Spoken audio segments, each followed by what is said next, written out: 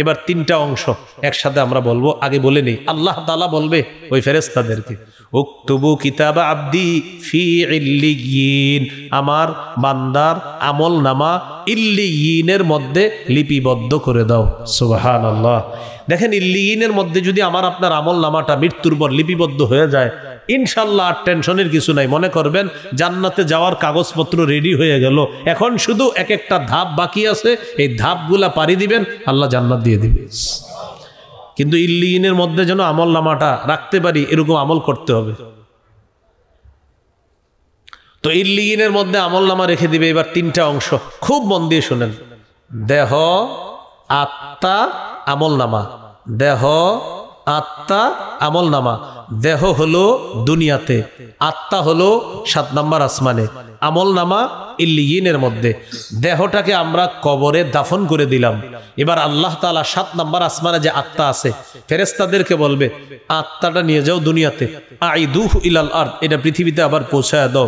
তুআদু রূহুহু ফি জাসাদিহি কামা কানা, ইমানদার বান্দার দেহের মধ্যে আত্মাটা আবার ফিরিয়ে দেওয়া হবে যেইভাবে ছিল।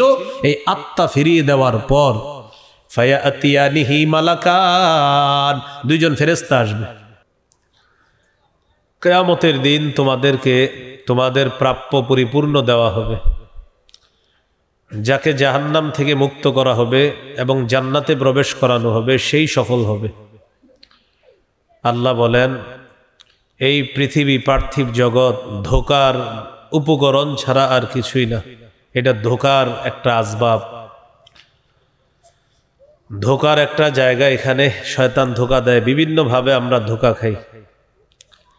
আল্লাহ তাআলা আমাদেরকে বিভিন্ন ধোকা থেকে হেফাজত হয়ে আমরা যেন আখিরাতের প্রস্তুতি নিতে পারি, আল্লাহ তৌফিক দান করেন। মৃত্যু, যারা আল্লাহ বিশ্বাস করে তারাও বিশ্বাস করে যে মৃত্যু হয়ে যাবে, আর যারা আল্লাহকে বিশ্বাস করে না, নাস্তিক সম্প্রদায়, তারাও এটা বিশ্বাস করে যে একদিন সেও ধ্বংস হবে। মৃত্যু আসবে, তাহলে আমরা দুনিয়াতে কেন আসলাম? সূরা জারিয়াতের 56 নম্বর আয়াতে আল্লাহ তাআলা বলেন, ওয়ামা খালাকতুল জিন্না ওয়াল ইনসা ইল্লা লিয়াবুদুন, জিন ইনসানকে আমি সৃষ্টি করেছি আমার ইবাদত করার জন্য। কতদিন ইবাদত করব? সূরা হিজরের 99 নম্বর আয়াতে আল্লাহ বলেন, ওয়া'বুদ রাব্বাকা হাত্তা ইয়াতিয়াকাল ইয়াকিন, মৃত্যু আসা পর্যন্ত তুমি তোমার রবের ইবাদত করো। সূরা আনকাবুতের 57 নম্বর আয়াতে আল্লাহ বলেন, কুল্লু নাফসিন যায়িকাতুল মাউত, প্রত্যেকটা নফস মৃত্যুর স্বাদ গ্রহণ করবে। সূরা আহজাবের 16 নম্বর আয়াত আল্লাহ তাআলা বলেন, কুল লাই ইয়ানফাআকুমুল ফিরারু ইন ফারারতুম মিনাল মাউত, যদি তোমরা মৃত্যু থেকে পলায়ন করো, নবী আপনি বলে দেন তোমাদের এই পলায়ন কিছুতেই তোমাদের কোনো কাজে আসবে না। সূরা নিসার 78 নম্বর আয়াত আল্লাহ তাআলা বলেন, আইনামা তাকুনু ইউদরিকুমুল মাউত, তোমরা যেখানেই থাকো মৃত্যু তোমাদেরকে পাকড়াও করবে। সূরা আরাফের 34, সূরা ইউনূসের 49 নম্বর আয়াতে আল্লাহ বলেন, লিকুল্লি উম্মাতিন আজাল ইযা জাআ আজালুহুম ফালা ইস্তাখিরুনা সাআতাও ওয়ালা ইস্তাকদিমুন, প্রত্যেকটা উম্মতের মৃত্যুর সময় নির্ধারণ করা। মৃত্যু যখন আসবে, আগেও না পরেও না, ওই সময় সে মৃত্যুবরণ করবে। সূরা জুমুয়া 8 নম্বর আয়াতে আল্লাহ বলেন, কুল ইন্নাল মাউতাল্লাযী তাফিররুনা মিনহু ফাইন্নাহু মুলাকীকুম সুম্মা তুরাদ্দুনা ইলা আলিমিল গায়বি ওয়াশ শাহাদাহ ফায়ুনাব্বিউকুম বিমা কুনতুম তা'মালুন। নবী আপনি বলেন যে মৃত্যু থেকে তোমরা পালিয়ে বেড়াও, এই মৃত্যু তোমাদের সাথে সাক্ষাৎ করবে। অতঃপর তোমাদেরকে দৃশ্য অদৃশ্যের খবর যিনি রাখেন, সে আল্লাহর কাছে ফিরিয়ে নেওয়া হবে। তিনি তোমাদেরকে তোমাদের কর্মকাণ্ড সম্পর্কে জানিয়ে দিবে, অবহিত করে দিবেন। সূরা মুনাফিকুনের 11 নম্বর আয়াতে আল্লাহ বলেন, ওয়ালাই ইউআখিরাল্লাহু নাফসান ইযা জাআ আজালুহা। মৃত্যু যখন আসবে আল্লাহ তাআলা কিছুতেই আর কাউকে সামান্য সুযোগ দিবেন না, ওই সময় তার মৃত্যু হয়ে যাবে। এই জন্য আমার আপনার মৃত্যু হবে, কোথায় হবে, কোন জমিনে হবে, কবে হবে এটা জানে আল্লাহ, তবে মৃত্যু হয়ে যাবে এটা নিশ্চিত। 5টি বিষয় আল্লাহ ছাড়া কেউ জানে না। সূরা লোকমানের শেষের দিকে আল্লাহ বলেন, রাসূলুল্লাহ সাল্লাল্লাহু আলাইহি সাল্লাম হাদিসের মধ্যেও বলেছেন, খামসুন লা ইয়ালামুহুন্না ইল্লাল্লাহ। 5টি বিষয় আল্লাহ ছাড়া কেউ জানে না। কোন 5টি বিষয়? যে 5টি বিষয়ের কথা আল্লাহ সূরা লোকমানের শেষের দিকে বলেছেন। 1 নম্বর, ইন্নাল্লাহা ইনদাহু ইলমুস সাআ। কিয়ামতের জ্ঞান আল্লাহর কাছে। কিয়ামত কখন কোথায় হবে এটা আল্লাহ জানেন। কিয়ামত কবে হবে এটা আল্লাহ জানেন। কিয়ামত হবে নিশ্চিত, কবে হবে আল্লাহ জানেন, আমরা জানি না। কিয়ামত হবে নিশ্চিত, কবে হবে আল্লাহ জানেন। 2 নম্বর, ওয়ায়ুনাজ্জিলুল গায়স। কি পরিমাণ বৃষ্টি কোন জমিনে আল্লাহ নাজিল করবেন, কবে নাজিল করবেন এটা আল্লাহ জানেন। 3 নম্বর, ওয়ায়ালামু মা ফিল আরহাম। মায়ের পেটে সন্তান ছেলে হবে না মেয়ে হবে এটা আল্লাহ জানেন। 4 নম্বর, ওয়ামা তাদরি নাফসুম মাযা তাকসিবু গাদা। আগামীকাল কোনো মানুষ কি উপার্জন করবে এটা কেউ জানে না, আল্লাহ জানেন। 5 নম্বর, ওয়ামা তাদরি নাফসুম বিআই আরদিন তামুত। কোনো মানুষ কোন জমিনে কোথায় মৃত্যুবরণ করবে এটা আল্লাহ জানেন। ওই আওয়াজটা একটু কমায় দেন বাহিরে। তাহলে 5টা বিষয় আল্লাহ ছাড়া কেউ জানে না। এর মধ্যে একটা হলো মৃত্যু কোথায় কোন জমিনে হবে এটা কে জানেন? আল্লাহ জানেন। তো মৃত্যু এসে যাবে এটা চূড়ান্ত কথা। কবে আসবে, কখন আসবে, কোন জমিনে আসবে এটা আল্লাহ জানেন। এ হলো আজকের প্রথম আলোচনা। দ্বিতীয় আলোচনা, মৃত্যুর যন্ত্রণা। সবার কাছে আসবে মৃত্যুর যন্ত্রণা। সূরা কফের 19 নম্বর আয়াতে আল্লাহ বলেন, ওয়াজাআত সাকরাতুল মাউতি বিল হক। মৃত্যুর যন্ত্রণা সত্যি সত্যি আসবে। যালিকা মা কুনতা মিনহু তাহিদ। এটা সেই মৃত্যু যে মৃত্যু থেকে তোমরা পালিয়ে বেড়াতে।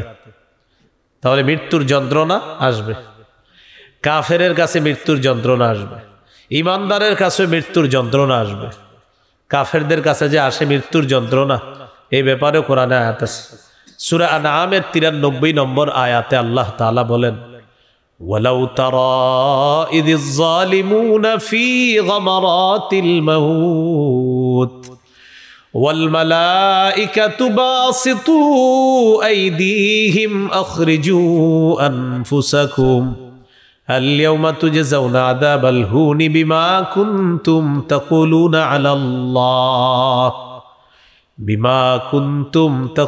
على الله غير الحق وكنتم عن آياته تستكبرون ওয়ালাউ তারা ইযিজ যালিমুনা ফি গামারাতিল মাউত। নবী আপনি যদি দেখতেন জালেমদের অবস্থা, উদ্দেশ্য কাফের। এখানে মৃত্যুর যন্ত্রণা আসার পর তাদের ছটফটানি যদি আপনি দেখতেন। ওয়াল মালাইকাতু বাসিতু আইদিহিম, ফেরেশতারা তাদের হাতগুলা বের করে রাখছে, হাতগুলা মেলে দিয়ে বলে আখরিজু আনফুসাকুম, তাড়াতাড়ি তোমাদের আত্মাগুলা তোমরা বের করে দাও। কাফেররা মরতে চায় না, ফেরেশতারা বলবে তাড়াতাড়ি বের হও। আল-ইয়াওমা তুজজাউনা আযাবাল হুনি বিমা কুনতুম তাকুলুনা আলাল্লাহি গায়রাল হক। আজ তোমাদেরকে দেওয়া হবে লাঞ্ছনাদং শাস্তি, তোমাদেরকে দেওয়া হবে পুরস্কার হিসাবে। নাউজুবিল্লাহ বলি, তোমাদের প্রাপ্য হিসাবে তোমাদেরকে লাঞ্ছনাদায়ক শাস্তি দেওয়া হবে। কেন? বিমা কুনতুম তাকুলুনা আলাল্লাহি গায়রাল হক, তোমরা আল্লাহর ব্যাপারে অসত্য কথা বলতা, মিথ্যা বলতা। ওয়া কুনতুম আন আয়াতিহি তাস্তাকবিরুন, আল্লাহর আয়াতগুলোর ব্যাপারে তোমরা অহংকার প্রদর্শন করতা। আল্লাহ আমাদেরকে হেফাজত করেন, কুফরি থেকে হেফাজত করেন। তাহলে কাফেরদের মৃত্যুর যন্ত্রণা আসছে। আমরা যারা মুসলমান মুমিন, আল্লাহ যেন ঈমান অবস্থায় মুসলমান পরিচয়ে যেন মৃত্যুবরণ করতে পারি, আল্লাহ তৌফিক দান করেন। আমাদের কাছেও মৃত্যুর যন্ত্রণা আসবে। সূরা ওয়াকিয়া 83 থেকে 85 নম্বর আয়াতে আল্লাহ বলেন, ফালাউলা ইযা বালাগাতিল হুলকুম, প্রাণ যখন উষ্ঠাগত হবে তখন তোমরা সবাই মিলেও মৃত্যু পথযাত্রীকে আটকাতে পারবা না। ওয়া আনতুম হিনাইযিন তানজুরুন, তোমরা শুধু চেয়ে চেয়ে দেখবা।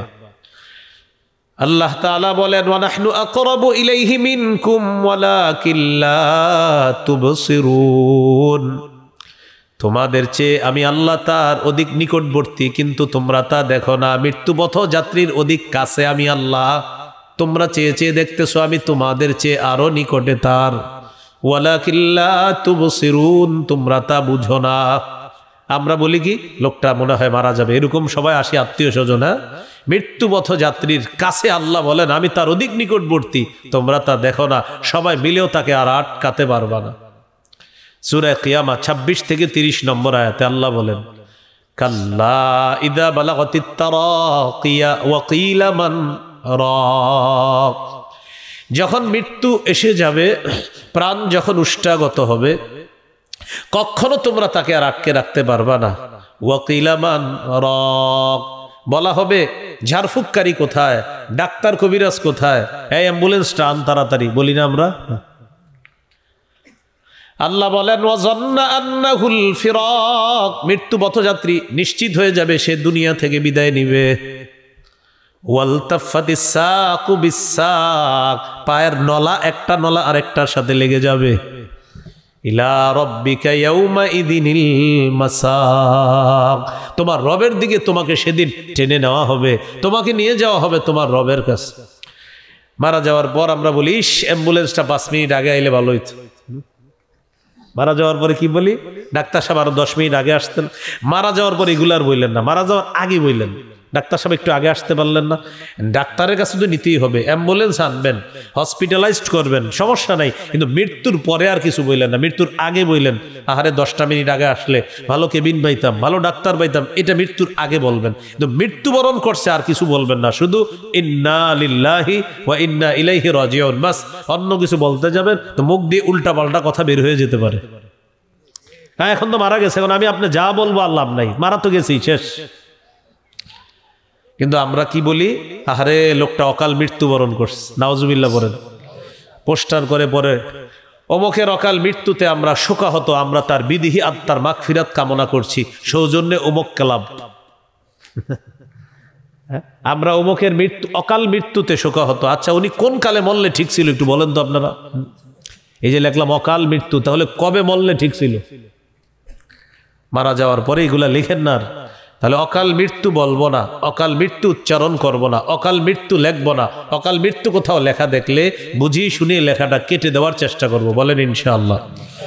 অকাল মৃত্যু মানে কি, মানে এখন মরাটা উচিত হয় নেই, তো কবে বললে ঠিক ছিল, নাউজুবিল্লাহ, এটা লিখবেন না। তিনি এই কয়দিনই হায়াত নিয়ে আসছে দুনিয়াতে, বাস আল্লাহ তাকে নিয়ে গেছে। তাহলে অকাল মৃত্যু আমরা বলবো না, এগুলা বলবো না। তাহলে মৃত্যুবরণ করার আগে ওই যে বলতে পারেন অ্যাম্বুলেন্সটা আরেকটু আগে আনতে পারলেন না, ডাক্তার আগে আসতো, এটা মৃত্যুর আগে। তো মৃত্যুবরণ করবে বাস, এখন আর দোষারোপ করেন না, মনে হয় এই কারণে ওই কারণে, এগুলো আর কিচ্ছু বললেন না। তিনি এখন আল্লাহর কাছে চলে গিয়েছেন, এখন আমরা আল্লাহর কাছে দোয়া করা যে লোকটা কিভাবে জান্নাতি হয়। আল্লাহ আমাদেরকে কথাগুলা বোঝার তৌফিক দান করেন। তো আল্লাহ তাআলা বলেন, সেদিন তোমাকে তোমার রবের কাছে নিয়ে যাওয়া হবে।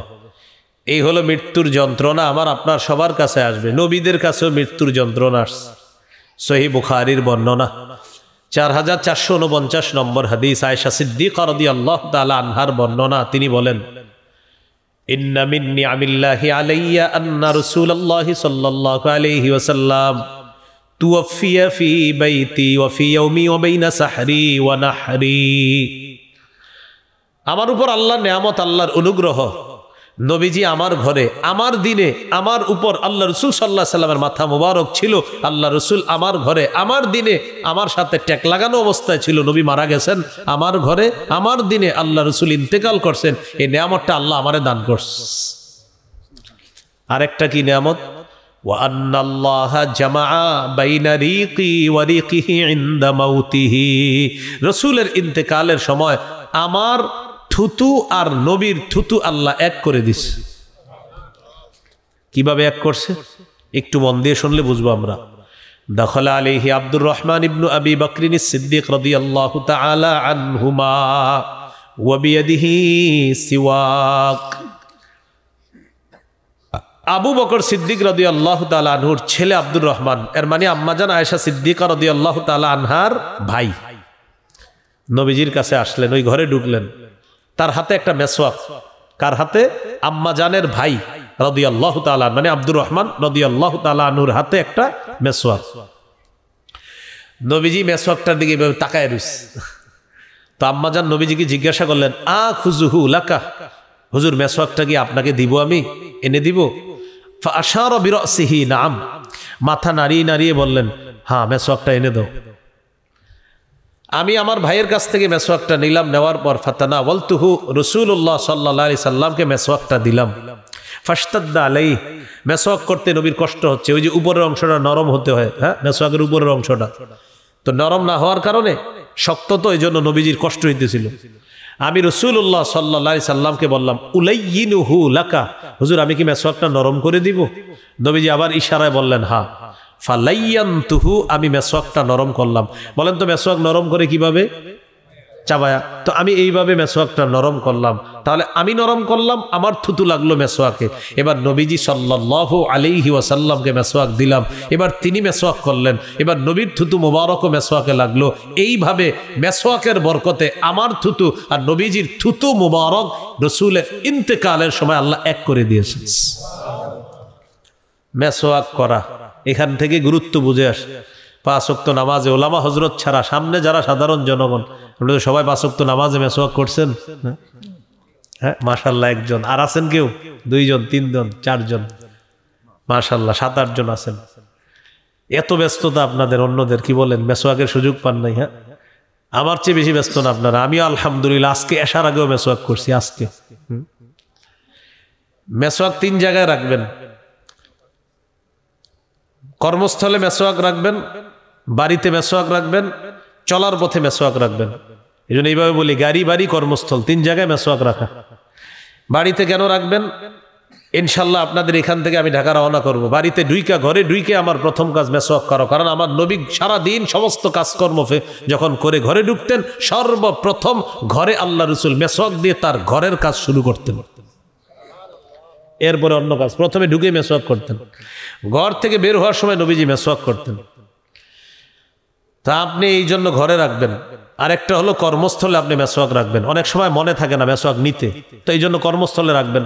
আরেকটা সবসময় পকেটে, এটা হলো হঠাৎ আসরের সময় রাস্তায় হয়ে গেছে, তখন বাস মেসওয়াকটা বের করে মেসওয়াক করে নেবেন। আরেকটা বালিশের পাশে রাখতে পারেন। নবীজির সাহাবী আব্দুল্লাহ ইবনে ওমর রাদিয়াল্লাহু আনহুমা, তিনি বালিশের পাশে একটা মেসওয়াক রাখতেন। কেন? ওনার যখনই ঘুম ভাঙতো, ঘুম ভাঙলেই উনি বাস ধইরা মেসওয়াক কইরা আবার মেসওয়াকটা রেখে দিত, আবার ঘুমায় যেতেন। বাস ঘুম ভাঙলেই উনি মেসওয়াক করতেন, আবার ঘুমায় যেতেন। আল্লাহ আমাদেরকে এই কথাগুলো মনে রাখার তৌফিক দান করেন। রাসূলুল্লাহ সাল্লাল্লাহু আলাইহি সাল্লাম বলেন, জিবরিল আমিন আমাকে এত পরিমাণ মেসওয়াকের কথা বলছে, আমি চিন্তা করে ফেললাম যে আর না জানি মেসওয়াক করতে করতে আমার দাঁতগুলা ভেঙে ফেলতে হয় কিনা, এতটা পরিমাণ জিবরিল আমিন আমাকে মেসওয়াক করতে বলছে। রাসূলুল্লাহ সাল্লাল্লাহু আলাইহি সাল্লাম বলেন, আমার উম্মতের জন্য যদি কষ্টকর মনে না করতাম, তাহলে উম্মতকে আমি 5 ওয়াক্ত নামাজে ওযুর আগে মেসওয়াক করা আবশ্যক করে দিতাম। কিন্তু আবশ্যক করি না, উম্মতের কষ্ট হবে, না হয় আবশ্যক করে দিতাম। দেখেন এখান থেকে হাদিস বোঝা উচিত, নবীজির মন চাইতেছে কি যে উম্মত মেসওয়াক করো। আমি পারলে যদি পারতাম যে তোমাদের জন্য 5 ওয়াক্ত নামাজের আগে মেসওয়াকটা করে দিতাম, তো তোমাদের সবার কষ্ট হবে, এই জন্য আমি বাধ্যতামূলক করি নাই। কিন্তু বাধ্যতামূলক নবী করে নাই, কথা থেকে কিন্তু বুঝে আসতেছে যে নবী চাইতেন আমার উম্মত সবাই মেসওয়াক করুক। তাহলে কি বলেন, একটু মেসওয়াক করা যাবে না ইনশাআল্লাহ? তাহলে সবাই মেসওয়াক কিনে নেবেন, হ্যাঁ ইনশাআল্লাহ। 3টা কিনে নেবেন, 3টা, একটা ঘরে রাখবেন, আর একটা পকেটে, আর একটা যেখানে কর্মস্থল ওখানে। যারা ড্রাইভার আছেন, গাড়ি চালান, অটো চালান, রিক্সা চালান, আপনি অটোর ভিতরে একটা মেসওয়াক রেখে দিবেন ইনশাআল্লাহ। আপনার জীবন আল্লাহ বরকতময় বানায় দিবেন ইনশাআল্লাহ। তাহলে ইন্তেকালের আগে কিসের দিকে নবী তাকায়া ছিলেন? মেসওয়াক। হ্যাঁ মেসওয়াক করলেন। মেসওয়াক করার পর পাশে একটা পানির পাত্র ছিল, এই পানির পাত্রে নবী হাত ঢুকাইতেছিলেন, হাত বের করে ইয়ামসাহু বিহিমা ওয়াজহা, এইভাবে চেহারা মুছতেছিলেন, আর বলতেছিলেন ইন্নালিল মাউতি সাকারাত, আশা মৃত্যুর খুব যন্ত্রণা। ইন্নালিল মাউত, নিশ্চয় মৃত্যুর সাকারাত, অনেক যন্ত্রণা আসা, মৃত্যুর খুব যন্ত্রণা। এভাবে বলতেছিলেন, চেহারা মুবারক মুছতেছিলেন। নাসাবাইয়া দা, হাত উপরের দিকে উঠাইলেন, উঠিয়ে বললেন লা ইলাহা ইল্লাল্লাহ আল্লাহুম্মা ফির রফিকিল আ'লা। আল্লাহ ছাড়া কোনো ইলাহ নাই, আল্লাহ সর্বোত্তম শ্রেষ্ঠ বন্ধু, আপনার কাছে আমি চলে যেতে চাই। ওটা আরো ব্যাখ্যা আছে। এইটা বলে আল্লাহ রসুল সাল্লাল্লাহু আলাইহি সাল্লাম ফামালাত ইয়াদুহু, হাতটা পড়ে গেল, হাত মুবারক। আম্মাজান বুঝতে পারলেন আল্লাহ রসুল সাল্লাল্লাহু আলাইহি সাল্লাম দুনিয়া থেকে বিদায় নিয়েছেন। আপনাদেরকে পুরা রসুল সাল্লাল্লাহু আলাইহি সাল্লামের ইন্তেকাল পুরাটা শোনানো আমার মাকসাদ না, উদ্দেশ্য ছিল নবীর এই কথা শোনানো। নবী বললেন ইন্নালিল মাউতি সাকারাত, মৃত্যুর যন্ত্রণা। তাহলে 1 নাম্বার আজকে আলোচনা জানলাম, মৃত্যু আসবে সবার জীবনে। 2 নাম্বার আলোচনা জানলাম, মৃত্যুর যন্ত্রণা। বাকি আমাদের সকলকে আল্লাহ ঈমান নসিব যেন করে দেয়, ঈমানের সাথে যেন মরতে পারি, আল্লাহ তৌফিক দান করেন। সূরা ইউসুফের একটা আমল আছে, 101 নম্বর আয়াত। কোন সূরা ভাই? সূরা ইউসুফ। কত নম্বর আয়াত? 101 নম্বর আয়াত। একটু পড়ি আমরা সবাই। ফাতিরাস সামাওয়াতি ওয়াল আরদ, ফাতিরাস সামাওয়াতি ওয়াল আরদ আনতা ওয়ালিয়্যি ফিদ দুনিয়া ওয়াল আখিরাহ তাওয়াফফানি মুসলিমান ওয়া আলহিকনি বিস সালিহিন। আবার ফাতিরাস সামাওয়াতি ওয়াল আরদ আনতা ওয়ালিয়্যি ফিদ দুনিয়া ওয়াল আখিরাহ তাওয়াফফানি মুসলিমান ওয়া আলহিকনি বিস সালিহিন। হে আসমান জমিনের সৃষ্টিকর্তা, দুনিয়া আখিরাতে আপনি আমার অভিভাবক, আমাকে মুসলমান অবস্থায় মৃত্যু দিয়েন, মৃত্যুর পর নেককারদের সাথে আমাকে মিলিয়ে দিয়েন। এই আয়াতটা ডেলি পড়বেন। হ্যাঁ, যখন মন চায়, আপনি হাঁটতেছেন পড়বেন, রিক্সায় বসে রয়েছেন পড়বেন। যদি কোরআন দেখা পড়েন অজু লাগবে, আর যদি না দেখা পড়েন তাহলে অজুও লাগবে না। অজু ছাড়াও কোরআন না দেখে আপনি এটা পড়তে পারবেন। আর কোরআন খুলে যদি পড়েন তাহলে কি লাগবে? অজু লাগবে। তো এই আমলটা কিন্তু আপনি করতে পারেন, করা যাবে না ইনশাআল্লাহ। হ্যাঁ, এটা 13 পারার 6 নম্বর পৃষ্ঠা, হাফিজি কোরআন মাজিদ অনুযায়ী 13 পারা 6 নম্বর পৃষ্ঠা, সূরা ইউসুফের 101 নম্বর আয়াত। এই দোয়াটা আপনারা, কোরআনের দোয়া, আল্লাহ শিখিয়ে দিতেছে এই দোয়া।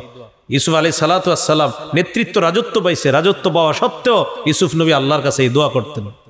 তাহলে আমরা সবাই এই দোয়াটা করব, আল্লাহ তৌফিক দান করেন। রাসূলুল্লাহ সাল্লাল্লাহু আলাইহি সাল্লামের মৃত্যুকে কেন্দ্র করে কিছু জাল বর্ণনা আছে। এই বর্ণনাগুলো আমরা হয়তো অজান্তে অনেকে বলে ফেলছে মাইকের সামনে, আর আমরা এগুলা শুনেছি। তো এই বর্ণনাগুলা থেকে আমাদের বিরত থাকা দরকার। যেমন আপনারা এরকম শুনেছেন জীবনে অনেক বর্ণনা, মালাকুল মাউত নবীজির কাছে আসছে, আসার পর একজন গ্রাম্য ব্যক্তি রূপ ধারণ করে আসছে। হ্যাঁ, আসার পরে অনুমতি চাইছে যে আল্লাহ আমি কি আপনার নবীর কাছে যাব? তো আয়েশা বলছে যে আমার নবীর কাছে মালাকুল মাউত আসছে। আসার পরে মানে অনেক সুন্দর করে এটা বলা হয় যে মালাকুল মাউত আসছে, আসার পরে বলছে আমি কি আপনার জান নিব কিনা, বারবার অনুমতি চাইছে, পরে অনেক সুন্দর একটা ঘটনা বলা হয়। তো যাই হোক, এই ঘটনাগুলা যাদের মুখ থেকে বের হয়ে গেছে তারাও হয়তো কোনো বইয়ের মধ্যে পাইছে। এই ঘটনার যিনি জাল করেছেন দুনিয়াতে, তার নাম হলো আব্দুল মুনঈম ইবনে ইদ্রিস নামে এক ব্যক্তি।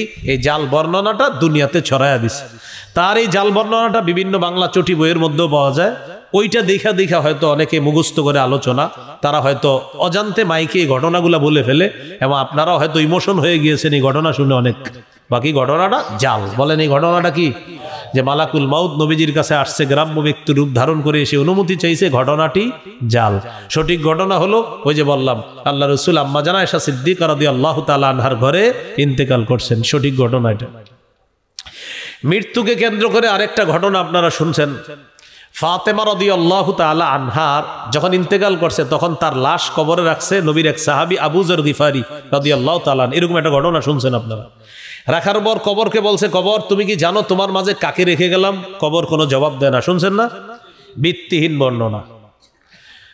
পরে কবর জবাব দেয় না বলে আবার বলছে, কবর তুমি জানো কাকে রেখে গেলাম? হাসান হুসাইনের মাকে। কবর জবাব দেয় না, ভিত্তিহীন বর্ণনা। পরে কবরকে আবার বলছে, কবর জানো কাকে রেখে গেলাম? মুহাম্মদ সাল্লাল্লাহু আলাইহি সাল্লামের কন্যাকে রেখে গেলাম। কবর কোনো জবাব দেয় না, ভিত্তিহীন বর্ণনা, টোটাল বর্ণনাটা ভিত্তিহীন। এরকম ঘটনাও আপনারা শুনেছেন, শুনে থাকতে পারেন। সে ভাই সত্যি বলছি আমি, ঘটনা ভিত্তিহীন বর্ণনা। সঠিক বর্ণনা হলো সহিহ বুখারীতে আছে, ফাতেমা রাদিয়াল্লাহু তাআলা আনহা ইন্তেকাল করলেন, করার পর হযরত আলী রাদিয়াল্লাহু তাআলা তিনি নিজে জানাজা পড়াইছেন, তিনি কবরে লাশ দাফন করছেন। এত সঠিক বিশুদ্ধ বর্ণনা থাকতে কেন এই জাল বর্ণনা শুনতে হবে, বলতে হবে বলেন? আল্লাহ আমাদেরকে হেফাজত করেন। আরেকটা বর্ণনা আপনারা শুনেছেন, সেটা হলো মালাকুল মাউত মুসা নবীর কাছে আসছে, আসার পর তিনি কি করছে? থাপ্পড় দিচ্ছে। এটা বুখারীতে আছে, এটা সঠিক বর্ণনা। তাহলে মালাকুল মাউতকে মুসা নবী কি করছে? একটা থাপ্পড় দিছে, শুনছেন না? পরে উনি গেছে আল্লাহর কাছে, এটা আবার সঠিক বর্ণনা, এটা বুখারীতে আছে। তাহলে মালাকুল মাউত গ্রাম্য ব্যক্তি রূপ ধরে নবীর কাছে আসছে, এটা কি বর্ণনা বলেন তো? জাল বর্ণনা। ফাতেমা রাদিয়াল্লাহু তাআলা আনহা লাশ রাইখা আবু যর গিফারি কবরের সাথে কথা বলছে, ভিত্তিহীন বর্ণনা। আর মুসা নবী মালাকুল মাউতকে থাপ্পড় দিছে, এটা সঠিক বর্ণনা।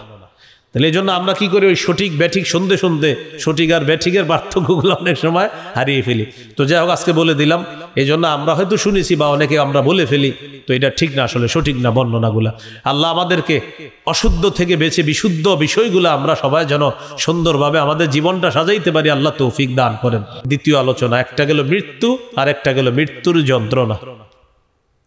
3 নম্বর আলোচনা, আপনার মৃত্যুর পরে আমাকে আপনাকে কবরে রেখে আসবে। একদিন রাসূলুল্লাহ সাল্লাল্লাহু আলাইহি সাল্লাম যাইতেছে এক জায়গায় সাহাবায়ে কেরামকে নিয়ে, দেখে একদল মানুষ এক জায়গায়। তো রাসূল সাল্লাল্লাহু আলাইহি সাল্লাম বললেন, আলামা ইজতামা আলাইহি হাউলা, আচ্ছা এই মানুষগুলো এখানে একত্রিত কেন হয়েছে? সাহাবীগণ জবাব দিলেন, আলা কবরিন ইয়াহফিরুনাহু ইয়া রাসূলুল্লাহ, হুজুর একটা কবরকে কেন্দ্র করে তারা একত্রিত হয়েছে, একটা কবর করা হচ্ছে। এবার দেখেন নবীজি কি করলেন। মানুষ এইভাবে নবীজি দুই দিকে ফাঁকা করতে করতে নবী কবরের সামনে গেলেন, কবরের সামনে। এই হলো কবর, আপনার কবর খনন করা হয়েছে, মাটিগুলা দুই পাশে রাখা হয়েছে, এখনো কবরে লাশ রাখা হয়নি। রসুল সাল্লাল্লাহু আলাইহি সাল্লাম কবরের সামনে গিয়ে কি করলেন? জাসা আলা রুকবাতাই, আল্লাহ রসুল হাঁটু গেড়ে মাটিতে বসে গেলেন। আল্লাহ রসুল সাল্লাল্লাহু আলাইহি সাল্লাম কবরের সামনে গিয়ে হাঁটু গেড়ে মাটিতে বসে গেলেন। এখন দেখেন, কবরের দুইটা পার থাকে, একটা এই পার আর একটা এই পার। নবীজি এই পাশে বসা মনে করেন, তো নবীজি বৈশা কি করতেছে? সাহাবী দেখার জন্য কবরের আরেক পাশে গেছে, কেন? যাতে ওই পাশ থেকে নবীজিরে দেখা যায় নবী কি করে।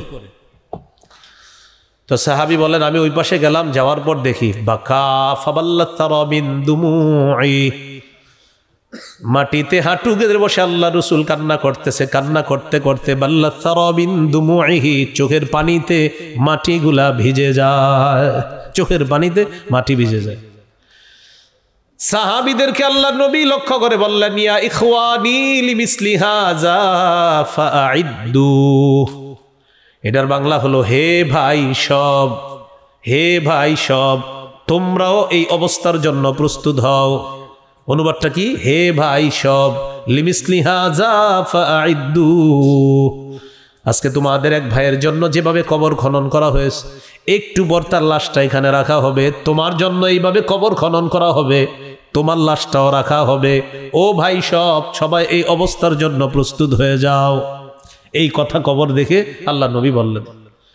তো সাহাবী বারা ইবনে আযিব রাদিয়াল্লাহু তাআলা আনহুর একটা লম্বা বর্ণনা, মুসনাদে আহমদে আসছে হাদিসটা, 18,557 নম্বর হাদিস। আবু দাউদেও আছে, একটু ছোট, মুসনাদে আহমদে আর একটু বড়। এই হাদিসের মধ্যে আসছে, খরাজনা মা রাসূলিল্লাহি সাল্লাল্লাহু আলাইহি ওয়াসাল্লাম ফি জানাজাতি রাজুলিম মিনাল আনসার, নবীজির সাথে গেলাম এক আনসারী সাহাবীর জানাজায়।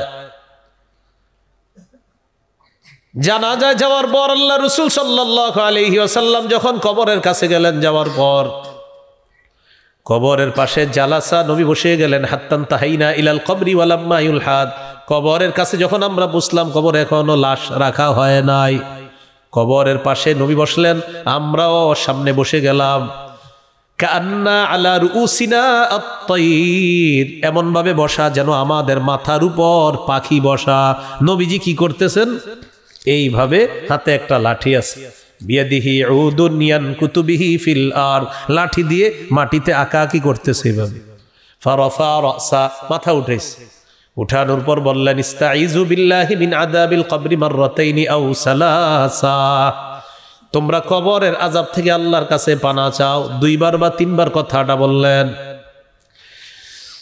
নবীজি বলেন ইন্নাল আবদাল মুমিনা ইযা কানা ফি ইনকিতাইম মিনাদ দুনিয়া ওয়া ইকবালিম মিনাল আখিরাহ, ইমানদার বান্দা যখন দুনিয়া থেকে বিদায় নেওয়ার সময় হয়, আখিরাতের দিকে রওনা করে, নাযালা ইলাইহি মালাইকাতুম মিনাস সামা বিদুল ওয়ুজুহ কান্না ওয়ুজুহাহুম আশ-শামস, সূর্যের মতো চেহারা সুন্দর, অসংখ্য অগণিত ফেরেশতা আসমান থেকে দুনিয়াতে আসে ইমানদার বান্দার আত্মাটা স্বাগত জানানোর জন্য। আমার আপনাকে যেন আল্লাহ এই মৃত্যু নসিব করে। মাআহুম কাফনুম মিন আকফানিল জান্নাহ ওয়া হানুতুম মিন হানুতিল জান্নাহ, ফেরেশতাদের সাথে জান্নাতের কাফনের কাপড় আর জান্নাতের সুগন্ধি। হাত্তা ইয়াজলিসু মিনহু মাদ্দা বাসরিহি, ইমানদার ব্যক্তির দৃষ্টি যেই পরিমাণ যায়, দৃষ্টির শেষ সীমানা পর্যন্ত ফেরেশতারা 2টা সারি হয়ে ইমানদারের 2 পাশে বসে যায়, সারিবদ্ধভাবে বসে অপেক্ষা করে। সুম্মা ইয়াজিউ ইলাইহি মালাকুল মাউত হাত্তা ইয়াজলিসা ইনদা রাসি, এরপর মৃত্যুর ফেরেশতা আসে ইমানদারের কাছে, তার মাথার সামনে আসে। আসার পর ইমানদারকে লক্ষ্য করে বলে আইয়াতুহান নাফসুল হামিদা, আরেক বর্ণনায় আইয়াতুহান নাফসুত তাইয়্যিবা, আর কোরআনে আসছে ইয়া আইয়াতুহান নাফসুল মুতমাইন্না, কোরআনে আসছে আইয়াতুহান নাফসুল মুতমাইন্না, আর হাদিসে আসছে আইয়াতুহান নাফসুল হামিদা বা আইয়াতুহান নাফসুত তাইয়্যিবা, হে পবিত্র আত্মা, উখরুজি, তুমি বের হও, ইলা মাগফিরাতিল্লাহি ওয়া রিদওয়ানি, আল্লাহর ক্ষমা আর আল্লাহর সন্তুষ্টির দিকে বের হও। উদ্দেশ্য হলো তুমি তাড়াতাড়ি বের হও, আল্লাহ তোমাকে মাফ করে দিয়েছেন, আল্লাহ তোমার প্রতি সন্তুষ্ট হয়ে গেছে। আর কোরআনের ভাষাটা এমন, ইরজিই ইলা রাব্বিকি রাদিয়াতাম মারদিয়া, তুমি তোমার রবের দিকে বের হও, তাড়াতাড়ি ফিরে আসো রবের দিকে। রাদিয়াতাম মারদিয়া, তুমিও সন্তুষ্ট আর তোমাকে সন্তুষ্ট করা হবে, রবও তোমার প্রতি সন্তুষ্ট, তাড়াতাড়ি তুমি বের হও, আনন্দময় একটা জীবনের দিকে তুমি যাবা, সন্তুষ্ট চিত্তে তুমি তাড়াতাড়ি বের হও তোমার রবের দিকে। আর হাদিসে কি আসলো, রব তোমাকে মাফ করে দিয়েছেন, রব তোমার উপর খুশি হয়েছে, তুমি বের হও। তাখরুজু তাসিলু কামা তাসিলুল কাতরাতু মিন ফিস সিকা, পানি ফেলে দিবেন, পানির শেষে ফোঁটাগুলা যে পড়ে, এই পানির ফোঁটা আস্তে আস্তে যেইভাবে বের হয়, ইমানদারের আত্মাটা এইভাবে বের হয়ে আসবে, মালাকুল মাউত আত্মাটা নিবে। লাম ইয়াদাউ ফি ইয়াদিহি তারফাতা আইন, চোখের পলক পরিমাণ আত্মাটা তার কাছে রাখতে পারবে না। সামনে ফেরেশতারা জান্নাতের কাফনের কাপড়টা বিছাইয়ে দিয়ে বলবে তাড়াতাড়ি আত্মাটা এখানে দাও। এই মনে করেন জান্নাতের কাফনের কাপড়, তো কাপড়ের মধ্যে আত্মাটা নিবে, নেওয়ার পর এটা পেঁচাবে, পেঁচানোর পর জান্নাতের সুগন্ধি মাখবে, মাখার পর এই আত্মা নিয়ে ইয়াসআদুনা বিহা ইলাস সামা, আসমানের দিকে রওনা করবে। আর ওই আত্মা থেকে এত সুন্দর গ্রান বের হবে, হাদিসে আসছে কাআতইয়াবি রিহি মিসকিন উজিদাত আলা যাহরিল আরদ, মেশক আম্বরের গ্রান যা সারা পৃথিবীতে সুগন্ধময় বানায়া দিবে। ফেরেশতারা গ্রানটা নিবে। তো ফেরেশতারা, আত্মা বহনকারী ফেরেশতারা যখন রওনা করবে আত্মা নিয়ে, ফায়ামুরুনা বিহা আলা মালাইম মিনাল মালাইকা ফায়াকুলুনা মা হাযিহির রূহুত তাইয়্যিবা, আত্মা বহনকারী ফেরেশতারা যখন অন্য ফেরেশতাদের সামনে দিয়ে এই আত্মাটা নিয়ে আসমানের দিকে যাবে, তারা জিজ্ঞাসা করবে এটা কার আত্মা, এই পবিত্র আত্মা কোথায় নিয়ে যাও? ফেরেশতারা জবাব দিবে ফুলান ইবনু ফুলান, এটা অমুকের সন্তান, অমুকের আত্মা। আসমানের দিকে নিয়ে যাচ্ছে, প্রথম আসমানের কাছে যাবে, যাওয়ার পর আসমান খোলার অনুমতি চাওয়া হবে, আসমান খুলে দেওয়া হবে, প্রথম আসমানে যাবে। ফায়ুশাইয়্যুহু মিন কুল্লি সামাইন মুকাররিবুহা, প্রত্যেক আসমানে যাদের পাশ দিয়ে আত্মাটা নিয়ে যাবে প্রত্যেকে স্বাগত জানাতে জানাতে ইমানদারের আত্মাটা পরের আসমানে পাঠায়া দিবে। প্রিয় ভাইয়ারা, বুঝে আসতেছে বিষয়গুলা? এইভাবে আত্মা যাইতে যাইতে হাত্তা ইউনতাহা বিহা ইলাস সামাইস সাবিআ, সপ্তম আসমানে গিয়ে থামবে ফেরেশতারা। সুবহানাল্লাহ। কয় নাম্বার আসমানে? এবার তিনটা অংশ একসাথে আমরা বলবো, আগে বলে নেই। আল্লাহ তাআলা বলবে ওই ফেরেশতাদেরকে, উকতুবু কিতাবা আবদি ফি ইল্লিয়িন, আমার বান্দার আমল নামা ইল্লিয়িনের মধ্যে লিপিবদ্ধ করে দাও। সুবহানাল্লাহ। দেখেন, ইল্লিয়িনের মধ্যে যদি আমার আপনার আমল নামাটা মৃত্যুর পর লিপিবদ্ধ হয়ে যায়, ইনশাল্লাহ আর টেনশনের কিছু নাই। মনে করবেন জান্নাতে যাওয়ার কাগজপত্র রেডি হয়ে গেল, এখন শুধু এক একটা ধাপ বাকি আছে, এই ধাপগুলা পাড়ি দিবেন, আল্লাহ জান্নাত দিয়ে দিবে। কিন্তু ইল্লিয়িনের মধ্যে যেন আমল নামাটা রাখতে পারি, এরকম আমল করতে হবে। তো ইল্লিয়িনের মধ্যে আমল নামা রেখে দিবে। এবার তিনটা অংশ খুব মন দিয়ে শুনেন, দেহ, আত্মা, আমল নামা। দেহ, আত্মা, আমল নামা। দেহ হলো দুনিয়াতে, আত্মা হলো 7 নম্বর আসমানে, আমল নামা ইল্লিয়িনের মধ্যে। দেহটাকে আমরা কবরে দাফন করে দিলাম। এবার আল্লাহ তাআলা 7 নম্বর আসমানে যে আত্মা আছে, ফেরেশতাদেরকে বলবে আত্মাটা নিয়ে যাও দুনিয়াতে, আইদুহু ইলাল আরদ, এটা পৃথিবীতে আবার পৌঁছায় দাও। তুআদু রূহুহু ফি জাসাদিহি কামা কানা, ইমানদার বান্দার দেহের মধ্যে আত্মাটা আবার ফিরিয়ে দেওয়া হবে যেইভাবে ছিল। এই আত্মা ফিরিয়ে দেওয়ার পর ফায়াতিয়ানিহি মালাকান, দুইজন ফেরেশতা আসবে। আসার পর ফায়ুজিলিসানিহি, তাকে বসাবে। বসানোর পর বলবে মার রব্বুকা, তোমার রবকে জবাব দাও। বান্দা জবাব দিবে রব্বি আল্লাহ, আমার রব হলেন আল্লাহ। আমাদের রবকে আল্লাহ। 2 নম্বর, ওমা দিনুকা, তোমার ধর্ম কি? দিনিয়াল ইসলাম, আমার ধর্ম হলো ইসলাম। আমাদের আকীদা আসমানে জমিনে আল্লাহর দিন একটাই। বলেন, আসমানে জমিনে আল্লাহর দিন কয়টা? একটা। আকীদাতুত তাহাবিতে আছে দীনুল্লাহি ফিল আরদি ওয়াস সামাই ওয়াহিদুন, আসমানে জমিনে আল্লাহর দিন একটাই।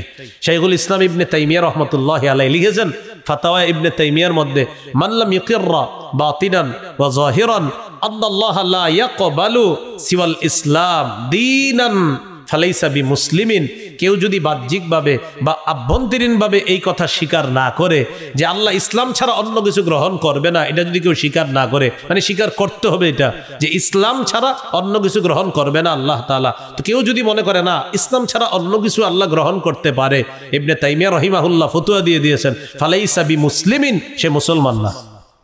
সে কি না? মুসলমান না। অনেক মুসলমান আছে মুখে মুখে বলে আর কি যে আমি ইসলাম পালন করি, কথার কথা, কিন্তু অন্তরে যদি তার এরকম থাকে না, আল্লাহ চাইলে মনে ইসলাম ছাড়া অন্য ধর্ম গ্রহণ করতে পারে, বাস ফালাইসা বিমুসলিমিন, সে মুসলমান না। কেন? সূরা আলী ইমরানের 85 নম্বর আয়াতে আল্লাহ বলেন, ওয়ামাই ইয়াবতাগি গায়রাল ইসলামি দীনান ফালাই ইউকবালা মিন, যে ব্যক্তি ইসলাম ছাড়া অন্য কোনো কিছুকে দিন হিসাবে কামনা করবে, এটা কিছুতেই গ্রহণ করা হবে না। ওয়াহুয়া ফিল আখিরাতি মিনাল খাসিরিন, সে আখিরাতে ক্ষতিগ্রস্তদের অন্তর্ভুক্ত হবে। তাহলে মনে প্রাণে বলেন তো আল্লাহর একমাত্র সত্য ধর্ম দিন কোনটা? 2 নম্বর প্রশ্ন হবে কবরে, ওমা দিনুকা, তোমার ধর্ম কি? জবাব দিবে দিনিয়াল ইসলাম, আমার ধর্ম হলো ইসলাম। 3 নম্বর প্রশ্ন, মান হাদার রাজুলুল্লাযী বুইসা ফীকুম, এই মানুষটাকে চেনো কিনা যাকে তোমাদের মাঝে প্রেরণ করা হয়েছে? ওই ব্যক্তি বলবে হাদা নবী মুহাম্মাদুন সাল্লাল্লাহু আলাইহি ওয়াসাল্লাম, তিনি হলেন আমার নবী মুহাম্মদ সাল্লাল্লাহু আলাইহি ওয়াসাল্লাম। প্রশ্ন করবে আইনা ওয়াজাদতা হাদা, আচ্ছা তুমি এই প্রশ্নের জবাবগুলো কিভাবে পারলা, কিভাবে শিখলা তুমি? সুবহানাল্লাহ। তো ওই ব্যক্তি বলবে করাতু কিতাবাল্লাহ, আমি দুনিয়াতে আল্লাহর কোরআন পড়েছিলাম, আল্লাহর কোরআন ওয়ালাদের সাথে সম্পর্ক রেখেছিলাম, সেখান থেকে আমি জেনেছিলাম যে এই 3টা প্রশ্ন হবে, উত্তর দেওয়া লাগবে। আসমান থেকে ঘোষণাকারীর পক্ষ থেকে ঘোষণা আসবে আন সাদাকা আবদি, ও ফেরেশতারা আর প্রশ্ন করা দরকার নাই, আমার বান্দাকে আমি আল্লাহ সত্যায়ন করে দিলাম, সে যা বলেছে সব সত্য কথা। এটা বলার পর আল্লাহ বলবেন আফরিশুহু মিনাল জান্নাহ, কবরের মধ্যে জান্নাতের বিছানা বিছায়া দাও। ওয়া আলবিসুহু মিনাল জান্নাহ, তার শরীরে জান্নাতের পোশাক পরায়া দাও। ওয়াফতাহু লাহু বাবান ইলাল জান্নাহ, কবর থেকে জান্নাত পর্যন্ত একটা দরজা খুলে দাও। পকেট গেট, কি গেট? এটা দরজা, কবর থেকে জান্নাত পর্যন্ত। দরজা খুলে দেওয়ার পর ফায়াতিহা মিন রিহিহা ওয়া তিবিহা, জান্নাতের সুগন্ধি তার কবরের মধ্যে আসতে থাকবে। ফায়ুফসাহু লাহু ফি কবরিহি মাদ্দা বাসারিহি, ইমানদারের দৃষ্টি যেই পরিমাণ যাবে এই পরিমাণ আলমে বরজখ তথা কবরের জগৎটা আল্লাহ প্রশস্ত করে দিবেন। ওয়া ইয়াতানাওয়ারু লাহু, কবর আলোকিত হয়ে যাবে। কবর কি হবে? হ্যাঁ ঠিক আছে, ঠিক আছে, হ্যাঁ হ্যাঁ ঠিক আছে, আল্লাহ কবুল করুক। হ্যাঁ, তো পরে আপনার কবর আলোকিত হবে। এই জন্য ইমানের পাওয়ার থাকলে আলাদা কিন্তু মোমবাতি টোমবাতি দেওয়া দরকার নেই। কি দেওয়া দরকার নেই? হ্যাঁ হ্যাঁ, মোমবাতি জ্বালানো কি নাই দরকার নেই, মানে মোমবাতি টোমবাতি জ্বালায়েন না। ইমান যদি থাকে বাস আল্লাহ তাআলা তাকে শান্তিতে রাখবে। কেন আলাদা মোমবাতি টোমবাতি দেন বলেন? এগুলা দেওয়ার কোনো প্রয়োজনীয়তা নাই। আল্লাহ আমাদেরকে হেফাজত করেন। এই হলো ইমানদারের হালাত। নবীজি হাদিসটা কোথায় বসে বলতেছে মনে আছে? কবরের সামনে। ওয়া ইন্নাল আবদাল ফাজিরা ইযা কানা ফি ইনকিতাইম মিনাদ দুনিয়া ওয়া ইকবালিম মিনাল আখিরাহ, পাপাচার বান্দা যখন দুনিয়া থেকে বিদায় নেওয়ার সময় হয়, আখিরাতের দিকে যখন রওনা করে, নাযালা ইলাইহি মালাইকাতুম মিনাস সামা সুদুল ওয়ুজুহ, কালো চেহারা বিশিষ্ট ফেরেশতারা দুনিয়াতে আসে। মাহুমুল মাসুহ, সালার বস্তা সালার চট নিয়ে আস। পাপাচার বান্দার সামনে বসে যাবে। মালাকুল মাউত আসবে ভয়ঙ্কর রূপ ধারণ করে। আসার পর বলবে আইয়াতুহান নাফসুল খাবিসা, হে খারাপ আত্মা, খবিস আত্মা উখরুজি, তুই বের হ। ইলা সাখাতিল্লাহ, আল্লাহর গুসার দিকে তুই বের হ, আল্লাহর রাগের দিকে বের হ। আল্লাহ তোর উপর রাগান্বিত, আল্লাহ তোর উপর অসন্তুষ্ট, বের হ। রাগান্বিত, আল্লাহ রেগে আছে তোর উপর। পাপাচার বান্দার আত্মা যখন বের হবে, শরীরের পশমের কোনায় কোনায় আপনি কাঁটা দিয়ে আঘাত করলে যে পরিমাণ আঘাত হবে, এই পরিমাণ কষ্ট দিয়ে তার আত্মাটা বের করা হবে। আরো অনেক বর্ণনা আসছে। এইভাবে কষ্ট দিয়ে আত্মাটা বের করার পর ওই যে সামনে বসা যারা, তারা ওই চটের মধ্যে সালার বস্তার মধ্যে এটা নিয়ে নিবে, নিয়ে পেঁচায়া এটা নিয়ে রওনা করবে। দুর্গন্ধ বের হবে, পুরা দুনিয়াটা দুর্গন্ধযুক্ত হয়ে যাবে। ফেরেশতারা বলবে মাহাদিহির রুহুল খাবিসা, এই খারাপ আত্মা কার, কোথায় নিয়ে যাও? ফেরেশতারা জবাব দিবে ফুলান ইবনু ফুলান, এটা অমুকের সন্তান, অমুকের আত্মা। এটা নিয়ে যাচ্ছি কোথায়? আসমানের দিকে। প্রথম আসমানের কাছে যাবে, যাওয়ার পর অনুমতি চাইবে আসমানের দরজা খোলার। আল্লাহ তাআলা বলবেন আসমানে উঠানোই দরকার নেই এটাকে, উকতুবু কিতাব আবদি ফি সিজ্জিন, ওর আমল নামা সিজ্জিন নামক একটা জগৎ আছে, ওটার মধ্যে লিপিবদ্ধ করে দাও। ওই সিজ্জিন এটার মধ্যে তার আমল নামা লেখা দাও। তাহলে পাপাচারের আমল নামা সিজ্জিনে চলে গেল, কবরে দেহ চলে গেল, আত্মাটা তার কবরে তার দেহের মধ্যে ফিরিয়ে দেওয়া হবে। দুই ফেরেশতা আসবে, ভয়ঙ্কর রূপ নিয়ে, দেখেই ভয় পেয়ে যাবে, বসাবে। তাফসীর ইবনে কাসির যে ব্যাখ্যা আসছে, আল্লাহ এদের দেখেই ভয় পেয়ে যাবে। কি উত্তর দিবে? প্রশ্ন করবে মার রব্বুকা, তোমার রবকে? হা হা লা আদরি, জানি না। ওমা দীনুকা, ধর্ম কি? হা হা লা আদরি, জানি না। ওমান হাদার রাজুলুল্লাযী বুইসা ফীকুম, মানুষটাকে চিনো কিনা? না, জানি না। আসমান থেকে আওয়াজ আসবে আন কাযাবা আবদি, আমার বান্দা মিথ্যা বলছে। আফরিশুহু মিনান নার, কবরের মধ্যে আগুনের বিছানা বিছায়া দাও। ওয়ালবিসুহু মিনান নার, শরীরে আগুনের পোশাক পরায়া দাও। ওয়াফতাহু লাহু বাবান ইলান নার, কবর থেকে জাহান্নাম পর্যন্ত একটা দরজা খুলে দাও। ফায়াতিহা মিন হামুমিহা ওয়া সামুমিহা, কবরের উত্তপ্ত হাওয়া, গরম পানির ইত্যাদির হাওয়া তার কবরের মধ্যে লু হাওয়া আসতে থাকবে, উত্তপ্ত হাওয়া তার কবরে আসতে থাকবে। আসার পর তার কবরের দেয়ালগুলা, মাটিগুলা, ছাদগুলা গরম হয়ে যাবে। এটা আল্লাহ কোরআনে বলেছেন লাহুম মিন জাহান্নামা মিহাদু ওয়া মিন ফাওকিহিম গাওয়াশ, বিছানা আগুনের বিছানা, ছাদটা আগুনের ছাদ, পাশে দাঁড়ায় থাকবে একজন ডান্ডা নিয়ে। ইয়াদরিবু দরবা, একটা আঘাত করবে। ইয়াসিহু সাইহা, এমন জোরে একটা চিৎকার মারবে সারা পৃথিবীর জিন ইনসান ছাড়া সবাই তার চিৎকারের আওয়াজ শুনতে পাবে। ওই ব্যক্তির চিৎকারের আওয়াজ। প্রিয় যুবক ভাইয়ারা, নামাজ ধরেন, নামাজ ধরেন, মৃত্যু সহজ হবে ইনশাআল্লাহ। নামাজ ধরেন। কি ধরেন? নামাজ ধরেন, মৃত্যু সহজ হবে। আমাদের বর্তমানে সবাই আমরা সব জায়গায় খুশি, শুধু আল্লাহর সাথে আমরা রাগ করি বেশি। হ্যাঁ ভাই কোথায় যান, চাকরিতে যাই, বেতন এত এত, খুশি খুব খুশি। ভাই নামাজে আসেন, লুঙ্গিটা ভালো না কেন? আল্লাহর সাথে আপনার এত কি সমস্যা যে আপনার লুঙ্গিটা ভালো থাকে না? হ্যাঁ আপনি দুনিয়ার সবগুলা কাজ করতে পারলেন, শুধু আল্লাহর কাজের সময় বললেন আপনার লুঙ্গিটা ভালো না। আপনারে আল্লাহ আল্লাহ আল্লাহ আপনারে এই বাতাস দিল, আলো দিল, ফিরি ফিরি সব কিছু দিচ্ছে আপনাকে, আপনি সবার সব কিছু পালন করতেছেন, আপনি কাজ করতেছেন, বেতন পাবেন, বেতন পেয়ে মহা খুশি, চাল ডাল আনবেন ঘরের জন্য, খুশি আর খুশি, হাসি আর হাসি। ভাই নামাজে চলেন, আপনার চেহারাটা কালো হয়ে গেল, বললেন এত প্যাক প্যাক করেন না তো, 1 ঘন্টা পরে আসেন, জানতো খুব মুসল্লি হয়ে গেছে, দরবেশ হয়ে গেছে, এগুলা বলে আপনি সরাই দিলেন। কেন আল্লাহর সাথে আপনি এত গুসরা কেন বলেন একটু?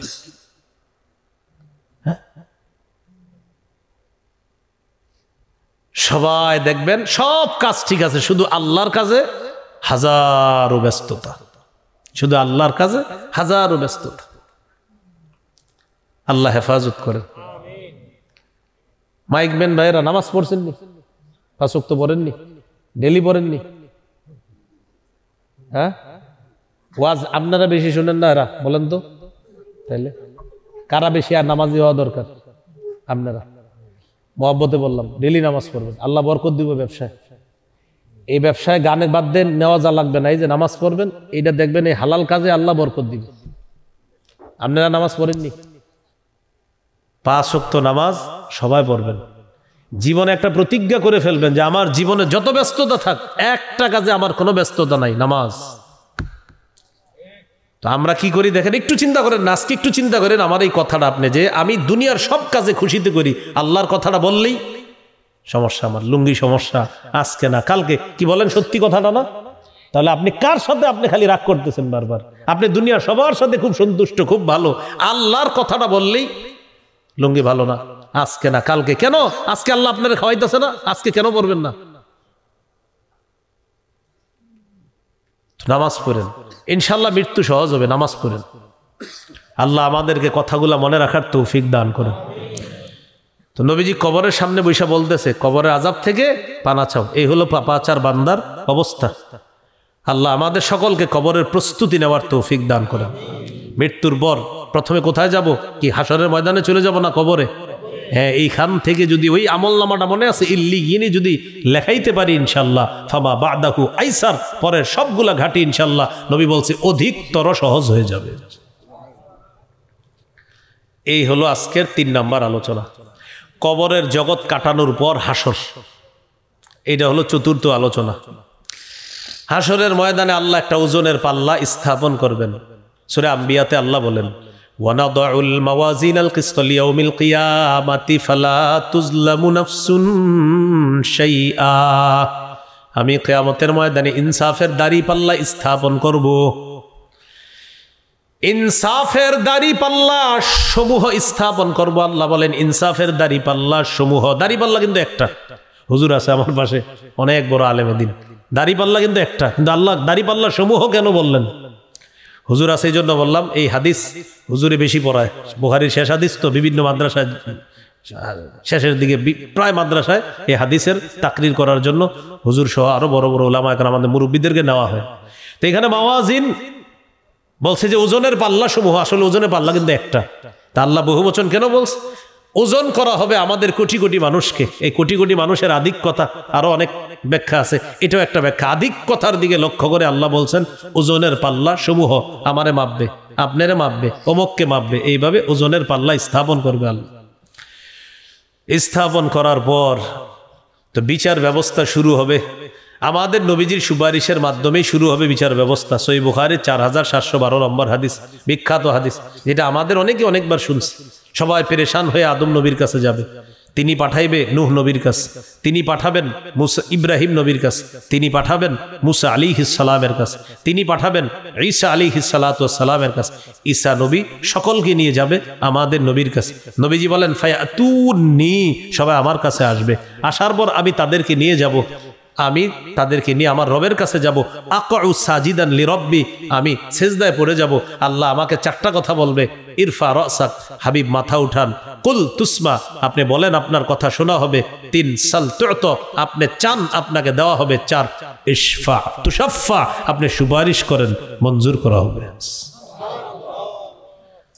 আমাদের নবীজির সুপারিশে বিচার ব্যবস্থাটা কি হবে? শুরু হবে। একটু ঠান্ডা বেশি পড়তেছে না আজকে? আমাদের নবীজি সাল্লাল্লাহু আলাইহি সাল্লামের সুপারিশের মাধ্যমে আপনার বিচারটা শুরু হবে। তো বিচার ব্যবস্থা যখন শুরু হবে প্রিয় ভাইয়েরা, তখন ওজনের পাল্লায় হয়তো আমল ওজন হবে। 2 নাম্বার, আমলটাকে একটা দেহের রূপ দিয়ে ওইটাকে ওজন করা হবে হয়তো।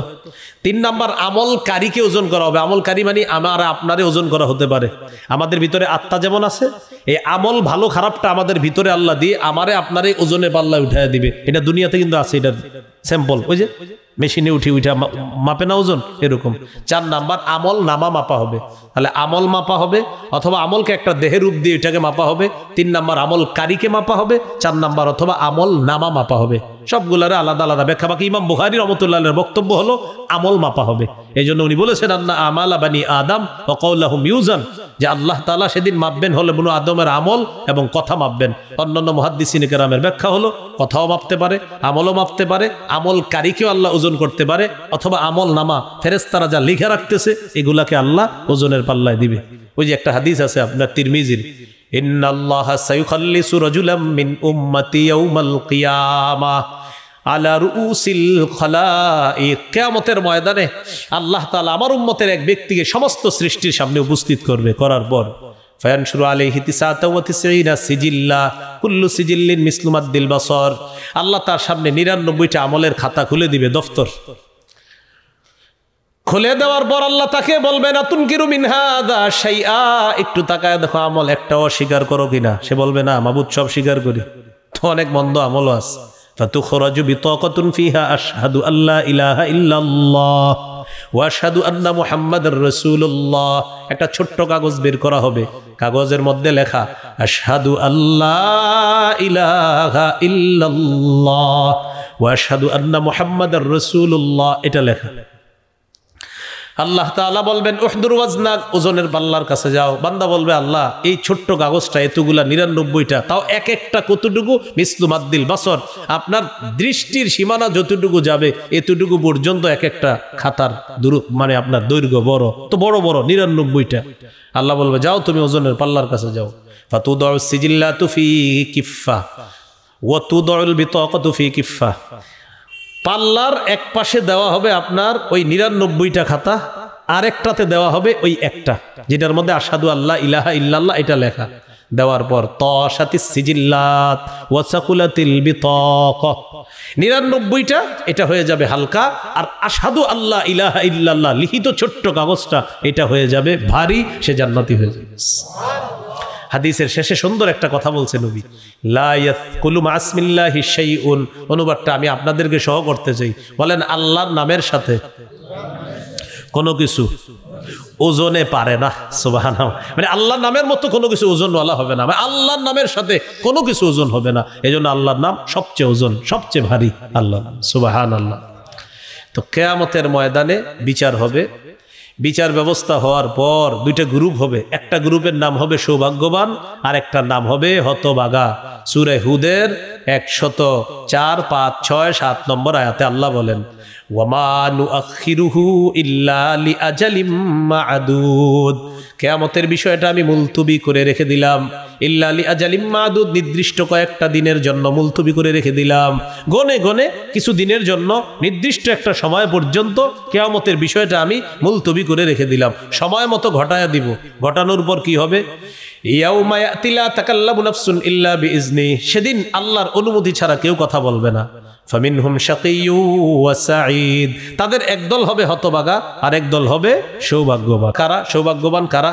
এটা আবার সূরা হাক্কর মধ্যে আছে। আল্লাহ বলেন ফাআম্মা মান উতিয়া কিতাবাহু বিয়ামিনি, যার আমলনামা ডান হাতে দেওয়া হবে, ফায়াকুলু হাউম করাউ কিতাবিয়া, অন্যদের কাছে গিয়ে সে আমলনামা দেখায় বলবে দেখো আমার আমলনামাটা পড়ো, এই যে দেখো আমার আমলনামা পড়ে দেখো। ইন্নী জানান্তু আন্নী মুলাকিন হিসাবিয়া, আমি জানতাম আমি এই হিসাবের মুখোমুখি হব, এটা আমি জানতাম। ফাহুয়া ফি ঈশাতির রাদিয়া, আল্লাহ বলেন সে আনন্দময় জীবনের মধ্যে থাকবে। ফি জান্নাতিন আলিয়া, উঁচু জান্নাতে থাকবে। কুতুফুহা দানিয়া, জান্নাতের বাগানের ফল গাছের ফলগুলার ছড়িগুলা তার মুখের কাছে আসবে।